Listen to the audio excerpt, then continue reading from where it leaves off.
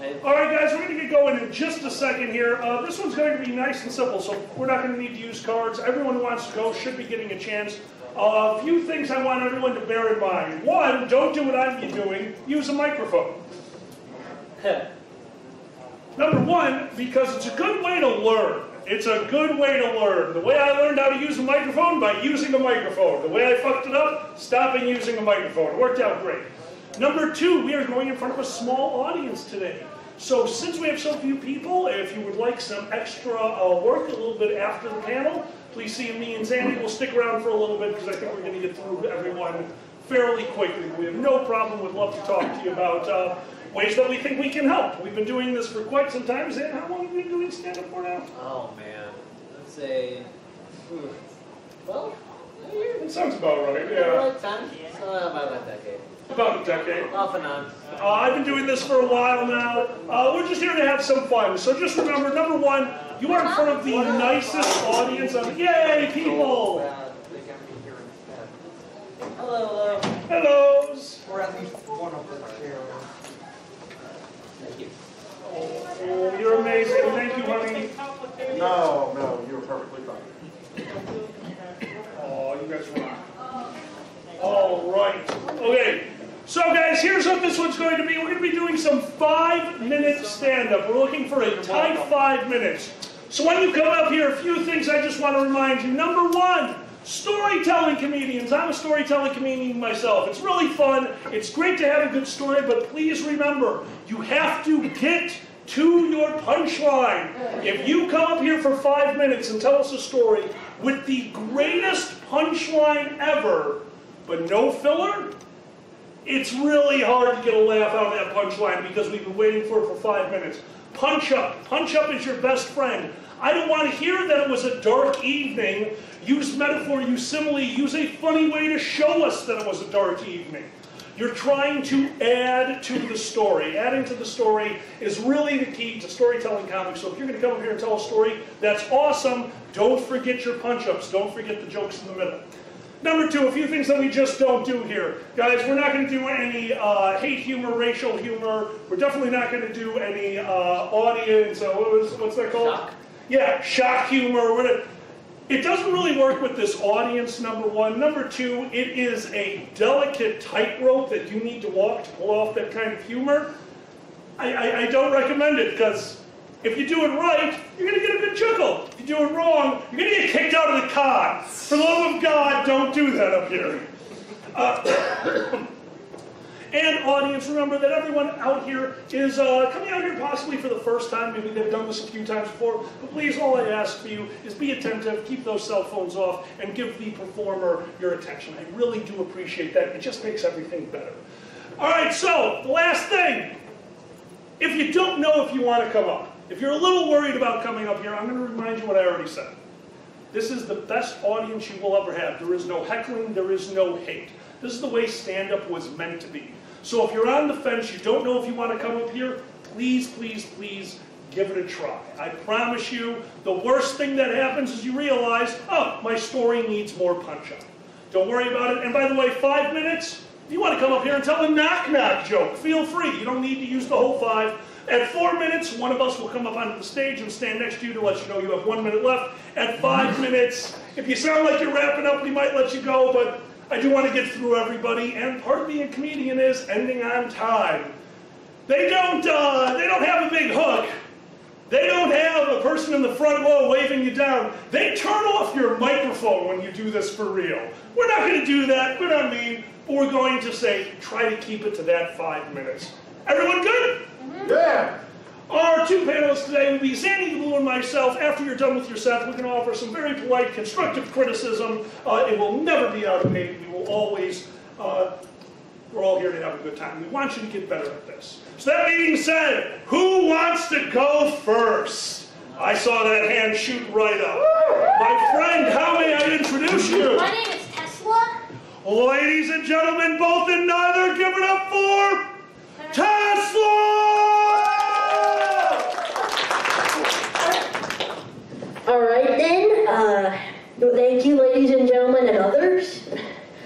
All right then. So everyone's heard about the Super Mario Bros. Movie, right? right? Yeah. Yeah, I've been interested in it. I think it's going to be okay. I mean, it has the same studio who brought us the Minions, so I'm guessing it's going to sell a bunch of toys to kids and a bunch of meme material to Facebook moms. So, yeah. But everyone seems to talk a lot about how Chris Pratt voicing Mario makes him a bland character, and they're not totally wrong. But are you new to the franchise or something? Mario is the least interesting thing, ironically, about Super Mario Bros. like there are mushrooms with eyes, both good and evil. There are fish that are named after the sounds baby birds make. There are turtles with people with wings on their backs, and let's not forget the literal hot beast that is Bowser. So even his brother Luigi is considered more interesting because he has an actual personality. Like, literally everyone knows that, so I think Chris Pratt honestly matches the fact that Mario is the least interesting thing about the Super Mario Bros. Franchise. I mean, come on. I mean, it's not as bad as I thought it was going to be, but it's what you expect. Yeah, and have any of you, yeah, I'm not going to be completely up there with some weird things I'm into, but I will pitch this idea to any artists who are into that sort of thing. Have you heard of this trick where someone tries to feed their little kid by going, "Here comes an airplane"? Well, imagine if there was an actual airplane in the sky and it was about to be swallowed by this giant macro dog in the air. Like an actual "Here comes the airplane." I wonder if someone is going to draw that if they haven't already. And they probably have somewhere, I just don't know where. Like the mouth is right out and the airplane is right in the middle of it. Like it dwarfs the airplane. Like, isn't that just a wild thing to think about? Yeah. So have any of you guys picked, I also have this idea for people who are new to the furry fandom and generating a persona. Sometimes I end up thinking, hey, you love swimming, you love eating fish, maybe you're an otter or a seal or a dolphin or something like that. And can I get an example? Is there anyone who wants me to see if I can just assign a persona, even if you have one? Okay, I'll take the kiddo over here. What's your name? Melody. All right, Melody. What are your favorite activities? Mostly my favorite activity. I like to run. Oh, you like to run. I keep thinking either a rabbit or a deer or a horse. I love those creatures, honestly. What about cheetahs? Oh, cheetahs! Oh, why did I forget about them? Why did I forget about cheetahs? Maybe because I'm always thinking they're not actually as fast as they think they are because they're cheating, hence their name. Oh, nice! I mean, also, I've heard someone say they got stripes like a cheetah once in a rap song, and I'm like, are you thinking about king cheetahs or normal cheetahs here? Oh my goodness. All right then. I think I've ran out of material, so enjoy. Thank you! All right, so first off, we're going to talk about something that you absolutely nailed. Know your audience. Every bit of your material was made for this audience. That's wonderful. You started off strong with Bowser and Mario. I absolutely loved all of that. Thank you. But I gotta go into your crowd work. That's tough. Crowd work is nasty. You threw it out there, you got it back, and when you forgot Cheetah, you had a joke! Dude, well done! Guys, give it up one more time! Well done! Also, I want to compliment I liked how you started with the familiar material. Like we all know about the Mario, we've all heard the arguments that are out there. You took a different angle with that, so that was great. You're like, oh, here's this thing, but oh, here's a different angle that you're not familiar with that, so that was great. Thank you. Well done. Seriously, well done. Who would like to go next? Front row. Status. We're going to get to everyone, guys, I think. I can't see why we wouldn't, so everyone will get a chance. Status, normal in? John introduced me. Understood.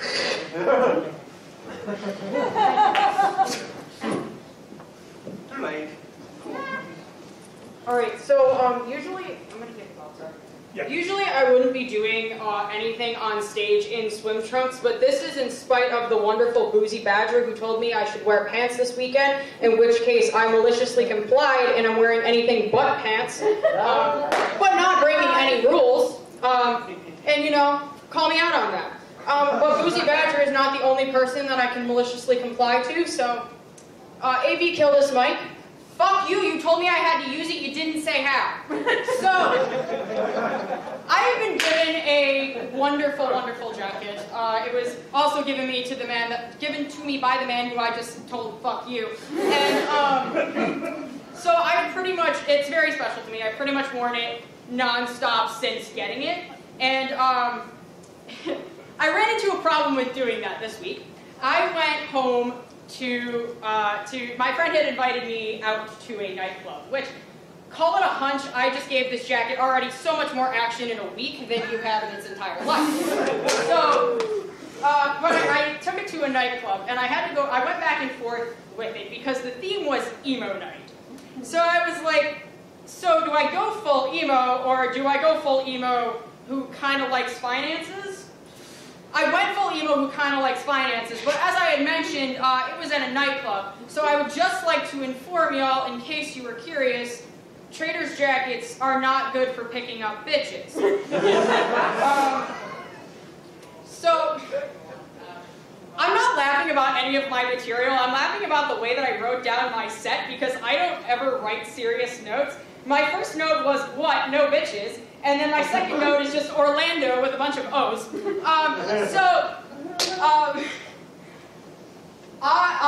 my gosh, how was I going to lead into that? I'm sorry. I'm physically here in Wisconsin. I'm from New York. As I had mentioned, I went home this past weekend with my mother, in which she informed me she was not going to Wisconsin with me. She was going to Disney World. So I just want to say, she's hanging out with Mickey Mouse, but I'm hanging out with cheese curds and Culver, so who's the real fucking winner? Johnson! Thank you. Where did my note go? What the shit? There it is, I found it. So I would like to end this set with explaining my newest hobby. I am a very broke college student and don't have a lot of those, but one of the hobbies that I have picked up is taking a melatonin gummy and fighting it for as long as possible, and then writing down the thoughts that I have. So I would like to offer you all a dramatic reading of my melatonin thoughts. Are we ready? Okay. Fantastic. Elsa is still frozen if you put her in the microwave. Why is SpongeBob blue raspberry is a color flavor, but there's no such thing as a blue raspberry. Oh. You get a blue raspberry when you choke a raspberry and it turns blue. Oh. Do you think raspberries have sex? URL and the name Earl could be pronounced exactly the same way, but society isn't ready for that kind of progress. Why doesn't Sean Bean rhyme? You aren't smart enough to grow a mustache. Is that the reason that second puberty hasn't allowed my mustache to grow in? The definition of butter. I didn't write down the definition of butter, I wrote down the words, the definition of butter. I do not understand what this means, but I will leave you with this final note. A Jeep, but with the Home Depot theme song. Oh. Thank you.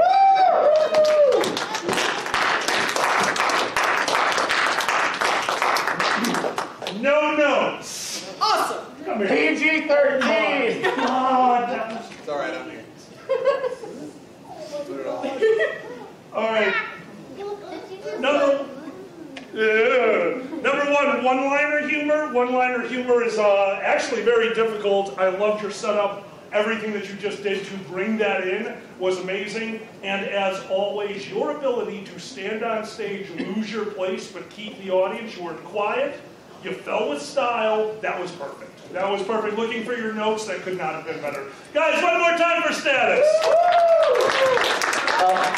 Also want to compliment like how you did the, just during your story, I just want to point out how he would just mention not only just the details, but their frame of mind. What were you going through? Like, hey, this is what I'm thinking. All those little things really help. So that was fantastic. And just like I said, like setting up all the one-liners, like it seems silly, but having the photo, having the little change, those things matter. Like it's a little bit of a setup. It's a little bit of like, oh shit, here it comes. Like you got us ready for these to be utterly ridiculous lines, and that really works. So you definitely sold the utter ridiculous. Yeah. Well done. Who would like to go next?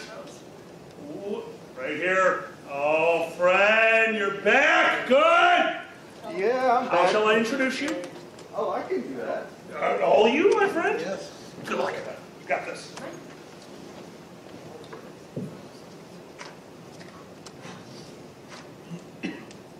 That one. Perfect. Other right. Hello. There you go. Hello. Hello. Is it me you're looking for? Hi, my name is Matthew. Okay, so before I even start this, I just want to say something that was, it amused me. It might amuse you. I got a new job last year, and in the interview, the guy asked me, name a situation where you, what you expected to happen didn't happen, and you had to improvise on the fly. I run games of D&D. I had hundreds of answers. My next question to him was, I knew in my head was going to make or break the interview, but I couldn't not ask it. So I asked him, have you ever played D&D? And he's like, with a smile, yep.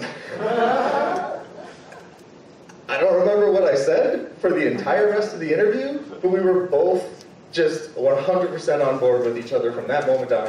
Nailed the interview, got the job, make sandwiches in a deli. That's right, you too can make sandwiches for a living if you play D&D. Okay, I can't guarantee that this next part is going to be, like laugh out loud, crazy, ha-ha, humorous, but I thought it was fun. I have a habit of just whenever I'm not really doing anything, I write haikus, or at least I try to. There's a couple of them that turned out kind of nice. For example, where is my pencil? I swear I left it right here. Oh look, there it is. Let's see. Oh.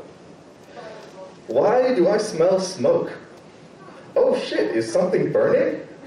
Not the spinach puffs!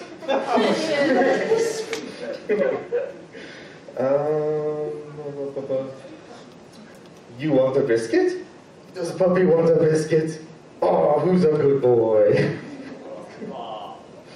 And mine and my friend's personal favorite, she sits by my side and cries about her troubles. Damn, bitch, that's crazy.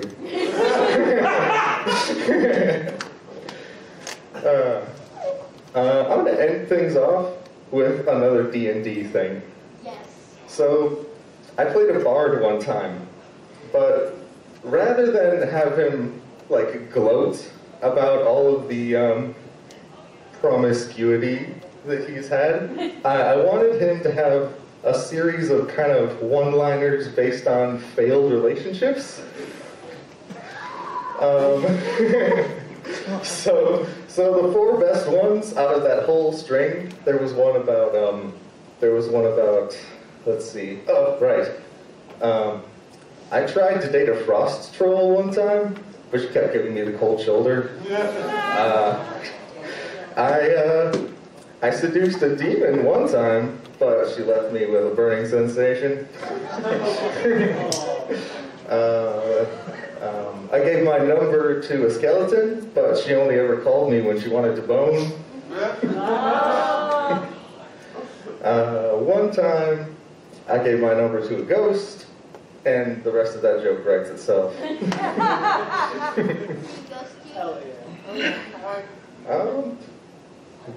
That's all I got. What do you guys think? Really like what you did with there. Gotta love the D&D humor. I mean, can't go wrong with that. You're playing to the audience. But I liked how you bookended with first, and you got your one-liners in the middle there, and you go back to D&D humor. I really like that.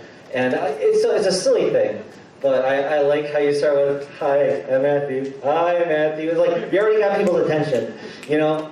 What something Steve Martin says is like your intro is your first opportunity to like subvert expectations. So as long as you don't just make it meandering. It's like if it's something like attention catching like that really works, and I love that.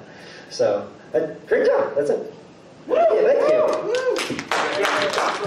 Oh God, I got big things. Great. All right, let's see hands. Who wants to go? Oh, there we go. How shall I introduce you? I'm a professional. I want Alkali to introduce me, but only after he and I are on stage. Okay, then. Here you go. I've got mine. All right. So the first joke I'm going to say started thanks to Peppa Coyote. TFF 2019, I was there walking around in this, and Peppa kept staring at me. I'm like, what's going on? Well, turns out I thought I was this gentleman. So last year, my first joke was I was the great value Alkali. This year, Alkali, please read my name tag.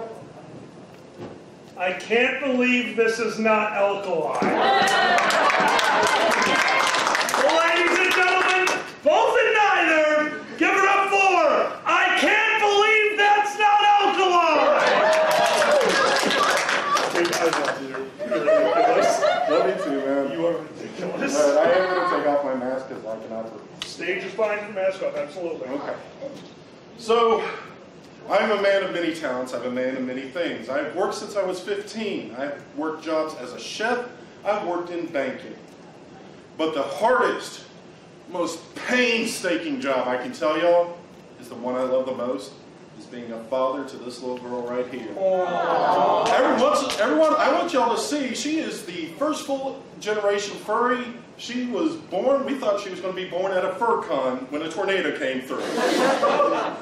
Yes, I love you, my daughter. I am unfortunate. I think some people accuse this of abuse. I have loved this child since the first day I met her.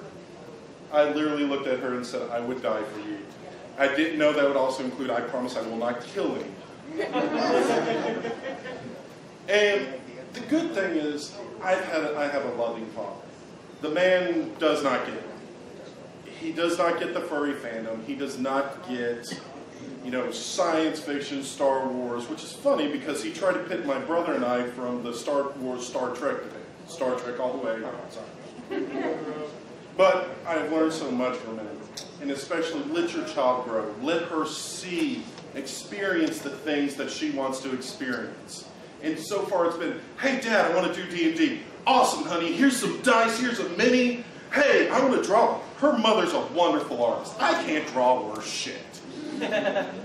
But recently she came to me and said, Dad, I want to start softball.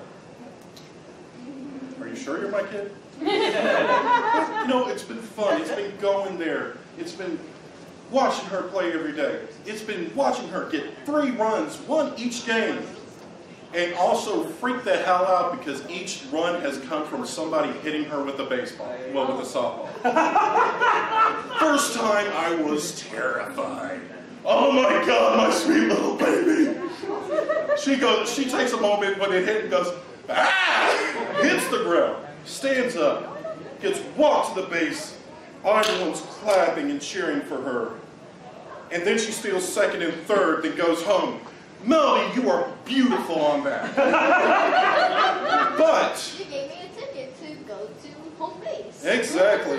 But there was one thing that bothered. and it sat in the back of my mind until I came up here. Alkali might remember this, or he might not. Last year, I said a joke about my little girl because she fell asleep. We were out of town. We had family in Milwaukee. We came back, and she was just dead tired. I pick her up. I throw her over my shoulder. I bring her to the hotel room. I lay her down. I look at my beautiful angel's sweet face, and I see a smile come on her face. Son of a... Oh, I can't cuss with her in here. This year, Dad, I want to go swimming. Dad, I want to go swimming. Dad, I want to go swimming.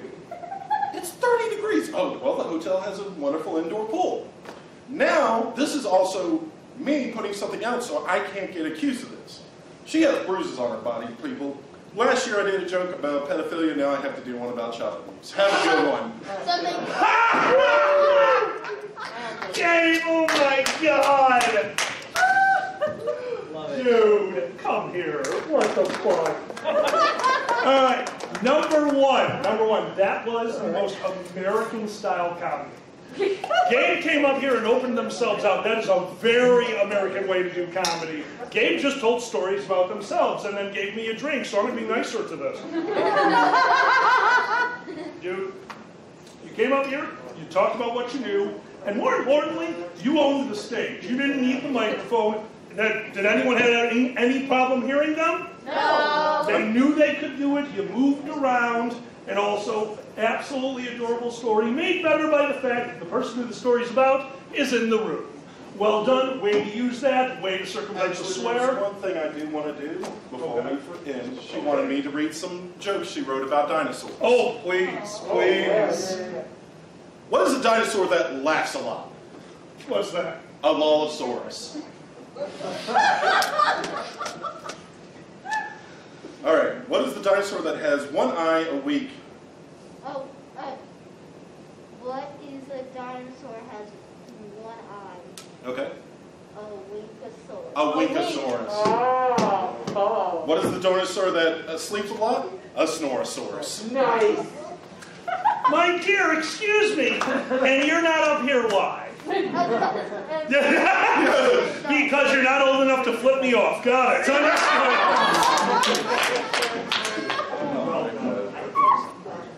guys, one more time. Let's hear it for Gabe. Awesome. Well done. Well done. I love stuff like that. Who would like to go next? Raise those hands. Back corner, gray shirt. Come on. Perfect. My friend, how may I introduce you? You can call me Dr. Got it. Ladies and gentlemen, both and neither, give it up for Tamers! Hey everybody, how you doing? I'm doing all Good. right. We're here. Very good, very good. I'm going to tell a story about the day I had the last bit of Midwesterner beat out of me. Do you want to hear that? Sound fun? Yes. Does a child need to be in here? I'll keep it PG-ish. So after I graduated college about a million years ago, I did the thing that all young gay Midwesterner boys do. We moved to New York with big dreams and hopes, and just like, oh, I'm going to meet all the boys, I'm going to get so rich, and it's going to be amazing. And then, life just craps on you. Anyway, so probably around like 6 months to me moving there, I still had like my Midwestern manners. I was polite, I would be nice to people. Like if I saw a tourist who was lost, I'm like, oh, are you trying to find somewhere? Oh, it's up that way, that way, that way, that way, and then you're good to go. I mean, one thing you need to know about New Yorkers is generally, they are all actually very nice people. They actually just have a lot of places to be in a very limited amount of time, and if you inconvenience them in the slightest bit, they will yell at you non-stop. Like, the best thing to do, if you're living in New York and you're about to leave your apartment, if you look yourself in the mirror and say, I'm not ready to have a fight with a total stranger today, go back to bed, because you're not ready to leave.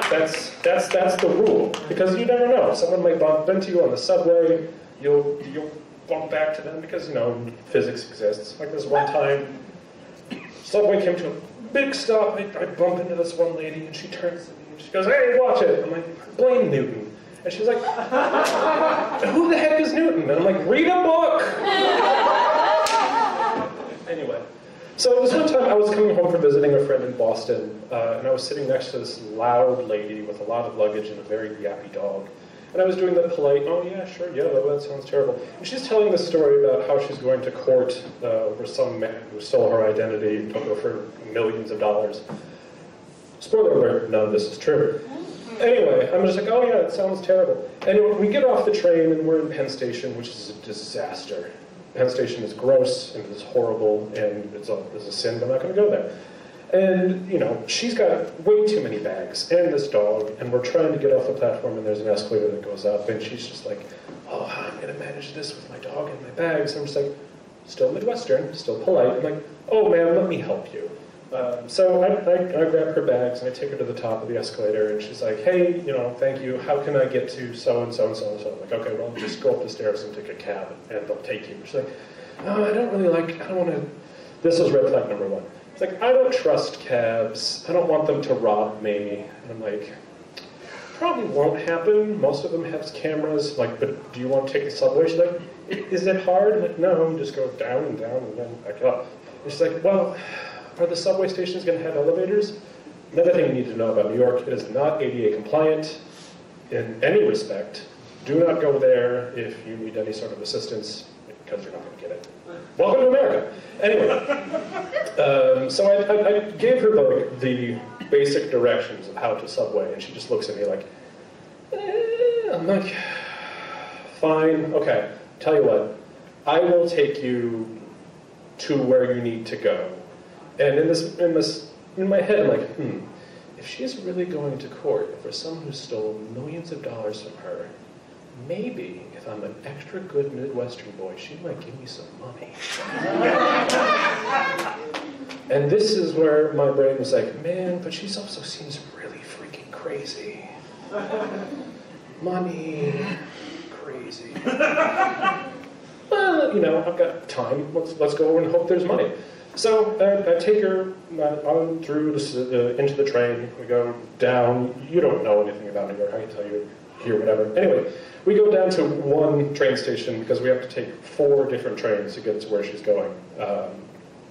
And we're on the platform, and it's the train that goes into Brooklyn. Brooklyn is also the worst. Never go there. And there's a bunch of drag queens waiting to get on the train, and she's looking at them like, what are those? And she's just like really like getting small and turning away. I'm like, it's fine, they're nice, just don't look at them or they'll read you for filth. And they should have. Anyway, we go to the next platform, and then there is one elevator at Washington Square Park, or wherever it was. We get on, and then this homeless guy moves on with his stack of board games, and then she just turns, and she just hides in the corner like this. And I'm just talking to the guy, and he's like, hey man, you want to buy some Stratego Mises? And I just said, no, I got a full set. I don't think he had a full set anyway, but it was like, nah, you know, moving on all the way to her hotel. She wants to stop at a CVS to get pills of some sort. We go inside, and she's still got her dog. She brings her dog along, and the manager's like, man, you can't have a dog in here. And then she goes, I'm sorry, Jeff. And that's when I should have just left. Oh. I should have just left right then and there. But again, money. Sorry to speed you up. Almost done. Okay, cool. You're good. She goes to the pharmacist and tries just to buy just Ritalin. She's like, excuse me, do you have Ritalin? I would like to buy some Ritalin. Pharmacist goes behind the counter, he picks up a phone, puts it down, comes back, says, yeah, we're out of Ritalin, and so is everyone else in the surrounding area. And I'm just like, money. Get her to her hotel room after a whole bunch of stuff. And she's like, oh, you've been so nice, you've been so helpful, you've been so kind. Here, let me give you a little something. I'm like, oh, yes. Opens her wallet, pulls out a bill, puts it in her hand, puts it in mine. I shake her, I say thank you, I leave. I get outside, I open it. Take guesses. $1. $1? $2. $2? No. $5. Which, when you get into a cab, you already owe them $5. Like, I didn't even have enough money to get home. So that was the day the Midwestern boy in me died. And, you know, maybe one day he'll come back, but no. Money! Loved it. I love to give you critiques and tell what I love about it, but I'm going to let my friend do that. Everybody give it up for the third head of the three-headed stand-up comedy special, an amazing comedian, Chris the Comedy Bunny. I'm Chris the Comedy Bunny. I'm so sorry. That's so sad. It's a great story. It is a good story. Here's what I really love about it. One, the spoiler alert joke works. I would just say, don't tell us. Let us all find out along with you that she's an asshole. Let us all discuss, but other than that, just tighten it up.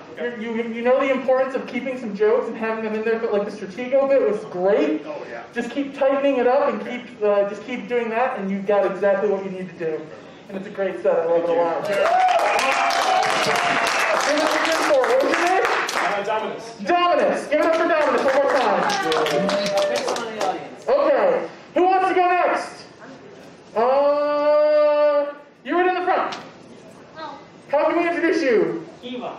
Kiva? Kiva. Kiva. Everybody give it up for Kiva. Good evening, everyone. This is actually working. I think it's faulty. No. Outrageous. Outstanding. Alright, so I'm Kiva. A little bit of background on me. I've been in the Navy for 16 years. Done a lot of things, done a lot of traveling. I could tell you some sea stories. I could tell you about one dude on my first ship who was on restriction, which means you can't leave the boat at all. Like, they'll stop you at what we call the core deck, where we have the armed watches that stop you from doing anything. But this man was a outside-the-box thinker. He decided to scurry down the mooring lines that tied the ship to the pier. He was not a very coordinated, agile, or that type of person. He ended up splashing down the water. This man then proceeded to climb up the pier. They have little stairways. Somehow escaped soaking wet off base, and then decided to find one of the less fortunate people that live out in San Diego, traded clothes with him, and then went home. He was finally convinced to come back to the ship, decided to leave his house for some of those people. 45 days go by, because that's how long he had, because he was getting processed out, and he had to do his time for his crime. Came back to his place, it was all smeared, everything was gone, and just like, you knew this was going to happen. Like, why were you that dumb? And this guy was somebody that worked on a complex weapon system. So I learned real quickly that the Navy can drive you insane. I've been able to keep my sanity for a little bit, but it's been difficult. I run a schoolhouse right now, and the kids that join the Navy, there's some great ones, but there are some really, really dumb ones. Like the kid that took his motorcycle that he was not authorized to have and then crashed it. And so not only did he have a broken arm and I have to write a safety report on him, he also got to go see the captain and get 45 half months pay times 2 reduction in rank, which means the CO, commanding officer, takes your money and then pretty much restricts you. You have no freedom, because that's what you sign up for sometimes. But I think one of my best stories isn't even from doing the Navy. It's just from traveling with the great old TSA. If you can't already tell, I trans my gender. You know, I'm a little different than the normal cis populace. Normally not that big a deal. You know, I'm used to it. Flown all over the world, traveled all over the world. But going through TSA after Disneyland, coming off of a rough deployment, just trying to take a break. So they're going through the millimeter wave scan. I don't know who's been through those. You have to go through, pray to the sun god, and go on about your day. It's supposed to be easier than the whole metal detector. It wasn't, because there's only 2 options. It's very binary. They had it stuck on the female option. Yay, they got my gender right. Huzzah. But instead, the TSA looks at me, and in front of everybody, there's an incongruency with your genitalia. And And I'm just like, I'm not in the mood to play this, so what am I going to do? Am I going to freak out? Am I going to pull, I'm a veteran card? No. Let's embarrass them a little bit like they love to do to us. There's an incongruency with my genitalia? Yeah, let's just slide you back through. Nothing better than to shame those that try to shame you. Well, I think that's been my time, and you've been a lovely audience. Thank you so very, very much. That was great. I loved it. I really liked how you started actually with some stories, well, especially from your experience that like a lot of us wouldn't have. It's like, I'm just stories in the Navy, very, like, and you're very visual with how you describe this person and the kind of stuff that you would see him go through and all that kind of stuff. And then you brought it back with the TSA, like we all dealt with that, but holy crap. I just want to say holy shit. Not everyone deals with that, so very, very captivating. I loved that. Great job. Thank you. Thank you. All right, who wants to go next? Thank you for your Sarah. How would you like to be introduced, Sarah? Gotta ask. Sometimes they change the name. It's Sarah. Ladies and gentlemen, here is Sarah. I was correct. You have to ask. I got in trouble. I know. You're right. No. Yeah, I do. There you go. No.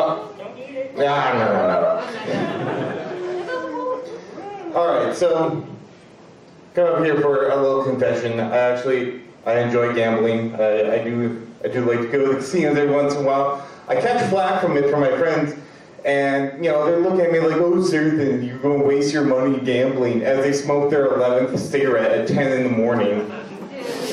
And I'm like, yeah, but guess what? One of us is going to live to regret this decision that we have made.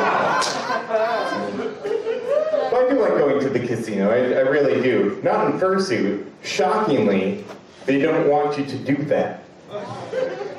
Well, I'll tell you why. I actually asked once because I was curious and I'm dumb and I like showing off. So I went and I asked them, it's like, hey, like, can I go in fursuit? To which they responded, no.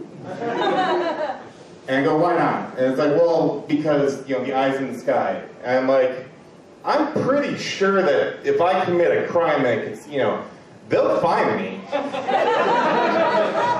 Like, I'm not gonna blend in at all. I can imagine the eye in the sky, it's like, alright, what are we looking for? Really? Well, he's over there, and now he's over there, and now he's over there with a hat on. And it's like, no, you misunderstand. It's for facial recognition, because we look for cheaters. And we have a whole database of them. Like, interesting. But don't cheaters like to kind of lay low when they cheat? Again, not gonna be very subtle in all of this. I'm gonna probably draw a crowd. But I like gambling, I really do. And usually I play the slots. One game I would really like to play at some point, though, is Baccarat. Mostly because I love James Bond. I love James Bond. He makes it look so cool. He's like having his back and forth with the bad guy, and he's like 50,000 in chips, and then they give him cards and he wins. And it's like, yay. There's some problems with that, though. The first is, I don't know how to play Baccarat. One time I looked up on a wiki of how to play Baccarat, and I read it, and then I got done with it, and I still didn't know how to play Baccarat. I imagine if I ever did get the courage to do it, I'm just going to slide my money. They'll give me the cards, and I'll be like, did I win? No? Hit me. Oh, you can't do that? Go fish. Hit me. I don't care. I don't know what I'm doing. The second thing is, like, James Bond, he's not using his money to gamble. It's the Queen's money, and she's got enough of it. He's not sweating it over the rent. So that he can afford to look cool. And even if he did lose and he needed that money, he plays with like bad guys and terrorists and stuff like that. I can imagine if he ever loses, he'll just get up from the table, blow everyone away, grab a martini and call it a day. So I like playing slots instead. But you have to be very careful about slots. They take your money, and sometimes they do it really sneakily. This happened to me just recently. I was at the casino with my mate Kitty, and I was waiting, like she went to the bathroom, I had a tenner in my pocket, I was bored, so I sat down on the machine. I put in my tenner, and I was like, alright, I'm going to play for a little bit while I wait. I pushed the little button, it was 100 credits, which usually means $1. And like, alright, get like 10 spins, ha ha ha. First button, I didn't win, naturally. And then I push the button again, and it goes, insufficient funds. I'm like, did I stroke out and like go 9 more times about like what is going on? And I look at my credits, and it says 0. And again, I was confused. Well, guess what? Because some people are insane, you can select the denomination. And there's 1, 2, 5, and 10 cents. Guess which one this was on? And it don't change back. They don't give you the cheaper option by default. So I'm sitting there with 0 in my balance, looking there. Everything's turned gray. I hear that meme song, all around me are familiar. And I'm just, like, have you ever lost like $10 just from your pocket? It's that exact same feeling. I felt defeated. They got me. I never lost that money so quickly in that short amount of time, except when I bought this thing. So, but this does not compare to the man I like to call the saddest man in the world. And he will stick with me to this very day, because I was going out and I was getting the funds for a night of fun at the casino. And in front of me was an older gentleman. And he was at the ATM, and I saw him put in his card, and he tried to get $200. Keyword, try. His card got declined. And I'm looking at him like, oof, tough luck. No gambling for you today. But this man was determined to lose money today. So he took out that card, and he pulled out his wallet and put in another card. Tried $200 again. The ATM went, no. Then he tried $100. Smart thinking. Lower it down. No. $50. No. $20. No. I'm like, man, this is the only machine that's guaranteed to pay out, and you can't even get money from that? Cut your losses and go home. He tried 4 cards before he finally got $20 from one card. And at this point, I'm invested in this man's story. I gotta see how it ends. He goes to the roulette table. Not smart, but alright, it's your money. And he puts it all on one number. Gets his chip, puts it on 35. And I'm like, well, this is either a blockbuster moment or going to be really sad. And I watched me and like 3 other people are watching this little thing go around. And finally, the ball stops on 35. And I'm like, what are the odds? And someone told me, I said, shut up, know what the odds are for that. This man won, I believe, about $700. And I'm like, this is a great end to the story, if it ended there. Believing in his newfound luck, my new friend decided to let it ride. Oh no! And not only did he lose, but he got the biggest middle finger number known to man. 00. And I'm like, oh my goodness. But that's alright, because he stood up and he blew the table away and he got a martini and called it a day.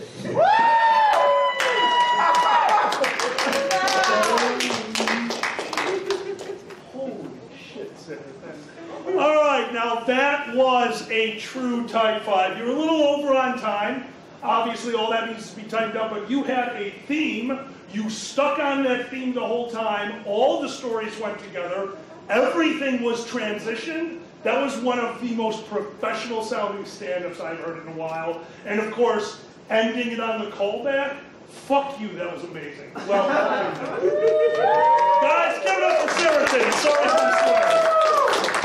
Honey, you heard it all, honey. Okay. I'm sorry, I know cuss words. Dude, tighten it. That's amazing. All right, who would like to go next? Right here, my friend. Oh. It's all going to be about you. We got to watch out. Please don't. You're doomed.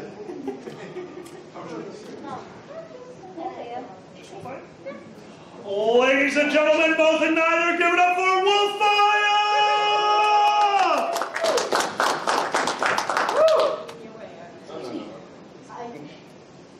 Okay, hi. So, I had a very interesting time at TFF. I was not with my family this time. I was with two guys, and this is how it went. Okay, so we're in Dallas, and we were sitting there on the two full-size beds, whatever. And then all of a sudden, the overhead goes, bing bong, bing bong. Like, oh great, now what? Be advised, we are under a tornado warning in our general area. If you would like to, please evacuate to the nearest stairwell. They meant it as a suggestion. They did not care. And they said, please do not go towards the windows. What does any respected person that was not thinking about doing that said thing? Straight to the window we went. And this is Dallas. Dallas, in my whole life, living in Dallas, we've never had a tornado in Dallas, Texas. Never. So I was like, maybe this is going to be the day. I've got my camera, I'm like, okay, let's get this tornado. No, nothing happened. But it's okay. The day carried on, and of course, me, two of my friends, both guys, just sitting there, and I'm working, and we're just talking. And they brought up a Reddit post that one of them was going through about certain things that people like to use. Yeah, take that as you will. One of them was cookie dough. I was sitting there, and I had to take a second. I'm like, cookie dough? I've heard of Costco, but not cookie dough. Don't get ahead of me. My friend did not let that go. He was like, wait a minute. Did you just say Costco? Don't you mean Crisco? I'm sorry. It's like I can't talk straight or think straight, especially during con time. So it's like, yeah, of course I meant that, and they will not let it go for the rest of the con. They always talk about, well, you know, you can't use, you gotta find the right Costco to get the right cookie dough to get the job done. I was like, oh God, people, leave me alone. So, that is my story for TFF. It wasn't very much, but it was that. Thank you so much for your time. It's a very cute, wonderful story. You had me at Costco. No. Love how you set it up with like just saying, oh well, hey, I went with the two guys, and here's how that went. And everyone's like, ooh. So that's a good way to set that all up and get our attention and divert the attention in other way. As far as like, hey, you think it's going to be out of a tornado? No, it's not. So like those are little fun little things to do. So thank you. All right, who wants to go up next? Anybody? Did we make it? We did it! Oh, we got one more. Oh, wait. Oh, no, absolutely, dude. Yeah, here you go. How would you like to be introduced? Ah, Chenor! Everybody give it up for Chenor! I have to be polite. No, you have to ask, because sometimes people change their names to the stand-up thing. I don't know why. No, that makes sense. Ladies and gentlemen, both and neither, give it up for Chenor! I'm a little unsteady on my feet, and well, there's a reason for that. You see, I have none. Okay, you see, it's a long story. For example, I have a doctor named Dr. B. God bless him, he's a wonderful person. When he calls me, he comes up on the phone as Dr. B. When I come up on his phone, I come up as boat payment. There's a reason for that. Because every time I see this man, he has this idea that for some reason I need to go to the hospital. Of course, maybe if I'd see him more often every 2 years, who knows. But I go to see him and he tells me, Chris, you've got an infection, we need you to go to the hospital. I tell him, I don't want to go to the hospital. You need to go to the hospital. I don't want to go to the hospital because every time I go to the hospital, parts of me come up missing. Sandy can relate.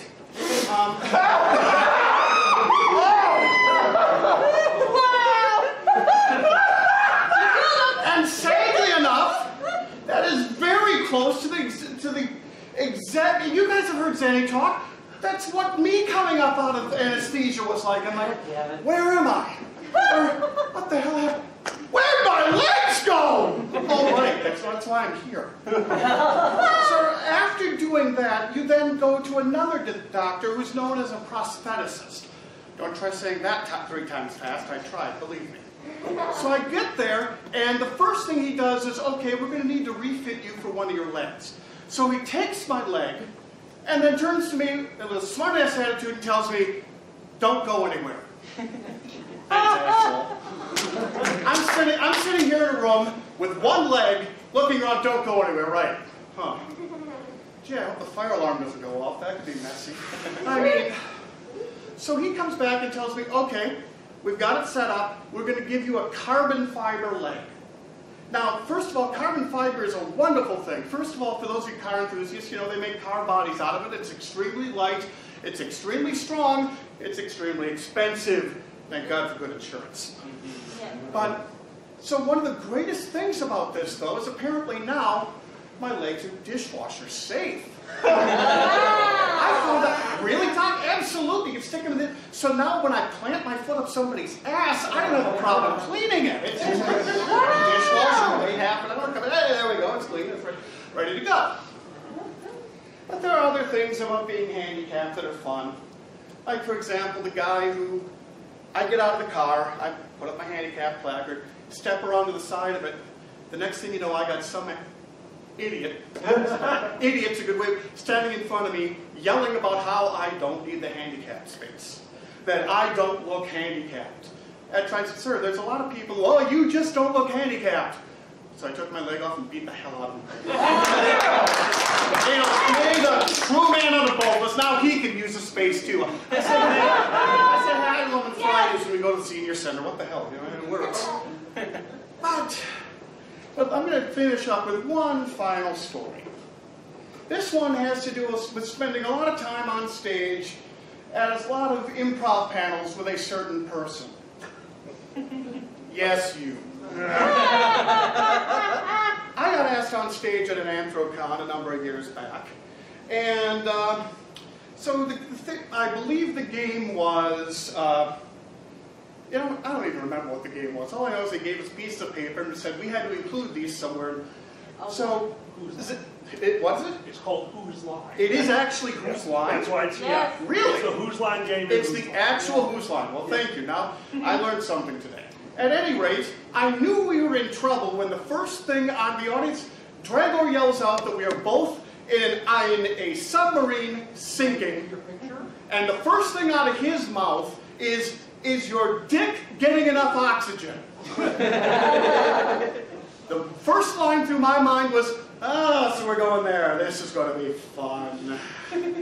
Never try to double entendre this man. Because he will come back with anything in it. No matter how many jokes I made about short rounds and, I don't know, short swords, I couldn't throw him. I couldn't phase it. Though I did try. And for that, I bow down to you. Ladies and gentlemen, Uncle I, probably the best leader of Whose Line was today. Oh, you stay right there. You stay right there. Okay, crap, I asked for this. Yes, you did. Yes, you did. As we said before, coming up here and being yourself, immediately throwing the disability out there, love that. But a few things other. Your cadence is so good for the stage. You have a natural pause, and it really helps. You had a joke in there about your doc telling you don't go anywhere. And you immediately threw to him, oh, fuck you, don't. That took me 1 second. It's like, don't go there. Oh, let the audience catch up to that one. And then when they laugh, then say, fuck you. Because that's good. You have a great cadence. You have unbelievable stage presence. For somebody who's missing 2 legs, you took up this whole stage. You moved around a lot. Well, that's just me trying to keep my balance. And it worked! Dude, out-fucking-standing. That was great. Guys, give it a show! Yeah, oh my God. Oh, that joke. Fuck you. That was good. That was good. Again, knowing your audience, throwing a joke out there. Who understood the Zanny joke? That was a targeted joke that half the room got. That's impressive. A targeted joke that you knew most of the room would understand, those are absolutely outstanding. All right, is there anyone else who would like to go? We've got about 15 minutes left. We do have enough to, can't do twice. I was going to suggest that you tell us how you crashed that economy for half a second. If we have no other goers, I will tell you guys how I accidentally bankrupt the country. All right, anyone else? Anyone else? All right, fine. Oh, there we go. Thank you. Thank you. Thank you. I did not see the hat. I'm so sorry. Absolutely. How many introduce you? Oh, I'm just Dice, you know. Just Dice? Just Dice. Just Dice. Ladies and gentlemen, you know their role. It's just Dice. Thanks for the short introduction. Really enjoy that. So, I want to start off by asking in the room, who has a crazy father? Quite a few people. All right, perfect. I have a good story for you guys. It might not be improv, but it's a good story. So, okay, I was at home a few years ago, you know, just kind of chilling, doing my own thing, when I get a call, okay? My dad, he's been known to do a few things. This I was not expecting. This man, he'd been having some issues, you know. He's a little crazy. There are a few things wrong with him, but I never expected this. So he had gone to the hospital a few times without letting me know, saying that he had testicular cancer. The doctors told him he did not. Oh. So this man, a few days later, then from his last appointment, cuts off his nut. Oh. All the men in here are shivering, and I know, this sounds bad, and it is. But let's just say this was not the first time that happened. Oh, yeah, no, I will tell you the whole story. Let's get into it, folks. So, this man, this is the first time, so he'd never done any self-mutilation. Never in his life. This was a first. And I feel like he kind of got off to it. But I'm not sure. Don't quote me on this, y'all. But let's just say that a few years later, he has a wife now, kind of. Didn't last very long. But that went down very quickly because he posted on Facebook. My friends. I cut off my other ball. Oh. Yes. And he made a whole Facebook post about this. He said, yeah, I did a few things I regret, you know. People are with me. And I thought this was gonna be his gone letter, you know what I'm saying? Oh. No, it was just a goodbye letter to his ball. Wow. I'm so sorry, folks, but oh, someone dropped her hat. Okay, jaw dropping, right? But now he's in a psych ward. Yeah, makes sense, right? Yeah. Honestly, good for him. He's getting the help he needs. But let's just say that was ball dropping news.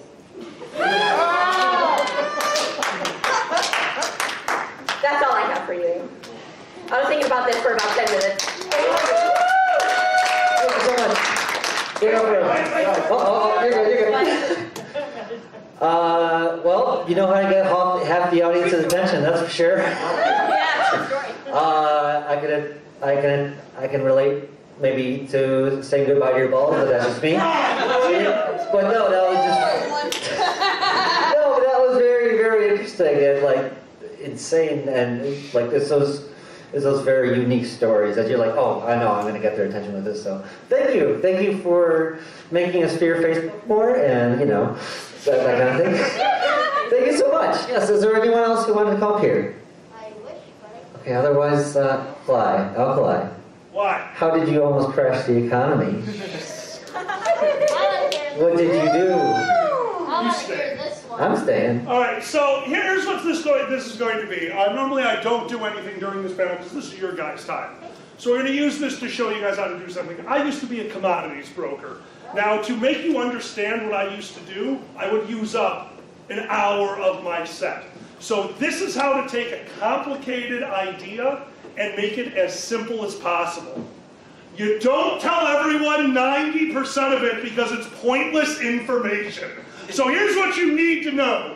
Number one, I was a commodities broker. Why is commodities different than stocks? Commodities are things that don't exist. Isn't it wonderful that your government has found a way to take your money without even selling anything to someone? That's commodities broken. We sell nothing, you make more money, and you sell us back the nothing. That is really how it works! And you wonder why I'm angry. All the time, because that was my job. Now, one of those things, commodities would be as simple as grains. Grains is a very common commodity you'll hear about. Currencies are another one. Why would we sell currencies? Hedging. Oh, hedging is wonderful. If you own a company over in Europe, you want to sell something to an American, and you don't know where the dollar's going to be, you buy the dollar then, you sell the product, you sell the dollar, you've hedged. It's a little bit more complicated than that, but you got it. That's why these things exist. It's a beautiful system. It keeps everything in checks and balances. Until rich people came in and just started buying shit everywhere and selling it back to us and making themselves richer, well, you can't go to the hospital. You know, normal America shit. So on this particular day, I had gotten a call about an order for a currency from a very small country. We're not going to go over the country, but they already said it, so shut the hell up. When you place an order, you guys ever played a video game? Yeah. Video games are fun. First-person shooters, you showed me a bunch of first-person shooters. You move the mouse slightly, you click the button, and something dies. That was my job. I moved the mouse slightly over the quantity, I clicked once, and I killed a country. Because the button for one is right here. And then it goes off this way. If you want to add a 0, it's down below. Let me show you how close it is. There we go. All right, so that's how close we're trying to get. I made what's called a fat finger error. In my business, you hear about these all the time. Fat finger. Somebody meant to push 1, they hit 10. In my case, I meant to push 1, and I clicked on 10,000. I sold enough currency in this country's time that there is a blip in the market. And this blip is still on the wall at my old brokerage firm. This blip is known throughout most of the commodity industry because normally a blip is met with resistance because people trade. Remember what I said about rich people? Yeah. Rich people screwed this all up? You know who doesn't trade this one? Rich people, because this one doesn't move. They couldn't make money off it, so there were no stops, there were no limit orders, there was nothing. There was my order and empty space. So if you look at, not a daily chart, not a weekly chart, a monthly chart, information so condensed that it almost looks like a straight line, you can see da-da-da-da-da and damn. There's a thing called a breaker. You can only, this is so sad, you can only bankrupt a country so much in 1 hour. This is a real thing. What? I placed my order, I hit the breaker, they shut down the market, reopened it, and the market opened at level. I had my trade, I called the exchange, I got it busted, but you can only bust so much. So to this day, for the briefest moment, a country was worth, and this is a real number, 90% less of their GDP. Oh. In one moment, I kind of cost a country about $30 to $40 billion. And again, this is why it's funny to me, because it's not real. It's not real, and that's the weird thing about commodities broker. It's not real. This is hedging. This is future. This is guessing. This wasn't for the currency that day. This is for the currency in March, and when you get the March currency, it goes out to the Feb currency, and it just keeps doing this and doing this. So did I bankrupt the country for the briefest of moments? Yes! Can I feel good about it? Yes, because fuck rich people.